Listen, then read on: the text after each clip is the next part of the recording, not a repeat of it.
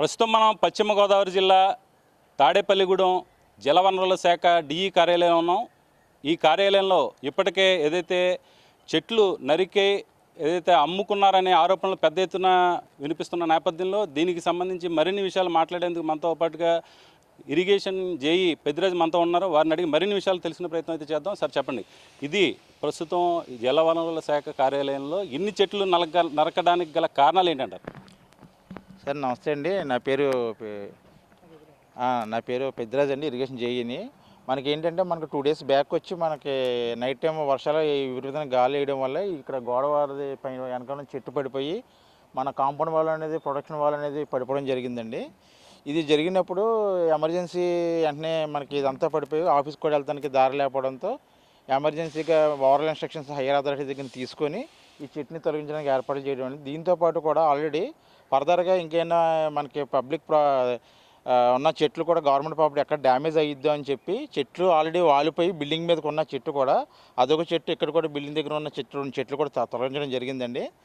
దాంతోపాటు అది కూడా higher authorities instruction overall instruction తీసుకొని ఫర్దర్గా మనకున్న గవర్నమెంట్ ప్రాపర్టీ డ్యామేజ్ అవ్వకుండా తగు చర్యలు తీసుకుని వాళ్ళు ఇచ్చిన ఆదేశాల మేరకు మేము చర్య తీసుకొని చేయడం జరిగింది. అది కూడా అసలు చెట్లు నరకాలంటేనే సహజంగా పర్మిషన్ అనేది కావాలి. అందున ప్రభుత్వ కార్యాలయం ఇది. ఈ ప్రభుత్వ కార్యాలయానికి సంబంధించి మీ ఉన్నతాధికారులకు కానీ ప్రభుత్వానికి సంబంధించినటువంటి కన్సర్న్ అధికారులు కానీ చెట్లు నరుగుతున్నామని అన్న మీరు అనుమతుల కోసం ఏమన్నా అప్లై చేయడం జరిగిందా?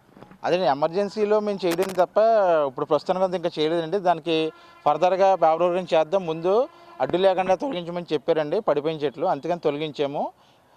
తప్ప ఇంకా ప్రస్తుతానికి అయితే ఇంకా హైయర్ అథారిటీ చెప్పి దానికి తదుపరి పేపర్ వర్క్ చర్యల యాక్షన్ కూడా పర్మిషన్ తీసుకుంటాం సార్. అది ఏదైతే ఈ చెట్లు నరికే కార్యక్రమంలో భాగంగా పెద్ద ఎత్తున భారీ స్థాయిలో ఈ డిఈ కార్యాలయం సిబ్బంది పెద్ద ఎత్తున చేతివాటానికి పాల్పడ్డారు.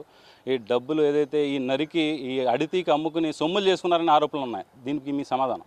అది అవాస్తవం అండి, అది వాస్తవం కాదు. ఎందుకంటే అదంతా కూడా నేను ఉన్నప్పుడే జరిగింది తప్ప వేరే సిబ్బంది కానీ ఉండడం కానీ వాళ్ళందరూ సొమ్ము చేసుకుంటాం కానీ నిన్నదేం జరగలేదు. నేను సంవత్సరాన్ని పడిపోయిన చెట్లను తీయించడం నేనే ఉన్నాను, నేను ఉండి దగ్గరుండి చేయించానండి. ఇవన్నీ నేనే చెప్తున్నాను. అధికారుల ఆదేశాల మీద తీసుకొని ఇక్కడ మీద పడిపోయిన చెట్లు తీయడం జరిగింది తప్ప ఎవరో కూడా డబ్బులు తీసుకోవడం ఆరోపణలు అయితే ఇవన్నీ కూడా అవాస్తవాలండి. అది కూడా పగలే చేసాం కదా, రాత్రిపూట ఎప్పుడు చేయలేదు, పట్టపగలే ఉదయం పూటే చేసాం వర్క్ కూడా, ఎడ్యుకేషన్ అంతా కూడా. ఏదైతే ప్రధానంగా ఈ పాట చెట్లకు సంబంధించి పాట నిర్వహించడం, చెట్లు నరకడానికి పర్మిషన్ తీసుకోవడం అనేది మీ డిపార్ట్మెంట్ నామ్స్ ప్రకారం జరగాలి. అవి ఏమన్నా జరిగినాయి అంటారు? నామ్స్ ప్రకారం ఈ విషయంలో అయితే ఇంకా జరగలేదండి. అదే చెప్పాను కదా మీకు, ఎమర్జెన్సీ దాంట్లో ఇదైంది కదా పని అని చెప్పి ఆఫీస్ కూడా వెళ్తాను, దారిలో అని చెప్పి కార్యాలయం పనులు జరగాలని చెప్పి తీయించే ఉండే చెట్లు అని చెప్పి. ఇది కాకుండా కాళ్ళలో కూడా నీటి ప్రమాణం ఆటంగా రావి చెట్టు అనేది చిన్న శివాలయం దగ్గర పడిపోయింది. అది కూడా అలా చెప్పి తీయించడం జరిగిందండి. అది కూడాను. సో వీటికి అన్నీ కూడా ఆక్షన్ ఇచ్చేసుకొని నేను అధికారితో మాట్లాడి ఇచ్చేస్తాను సార్. అది ఏదైతే ప్రస్తుతం మనం జలవనరుల శాఖ కార్యాలయంలో మనం ఈ తతంగం అంతా చూడడం జరిగింది.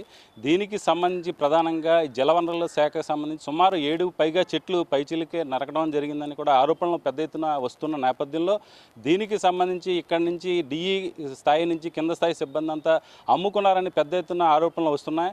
ఈ నేపథ్యంలోనే ఇక్కడ ఏదైతే జేఈ గారు చెప్పినట్టుగా అదేవిధంగా డిఈ గారు చెప్పిన నేపథ్యంలో ఎటువంటి అనుమతులు అయితే తీసుకోలేదు చెట్లు నరికేందుకని కూడా చెప్తా ఉన్నారు. ఎమర్జెన్సీ పరిస్థితుల్లోనే తీసుకోవడం జరుగుతుందని చెప్పి పరిస్థితి ఉంది. కానీ ఇక్కడ ఎమర్జెన్సీ గత వారం 10 రోజులుగా ఎటువంటి అంతకుముందు వర్షాలు గాలులు వచ్చాయి తప్ప ప్రస్తుతం తరుణంలో ఎటువంటి వర్షాలు గాలులు పడలేదు.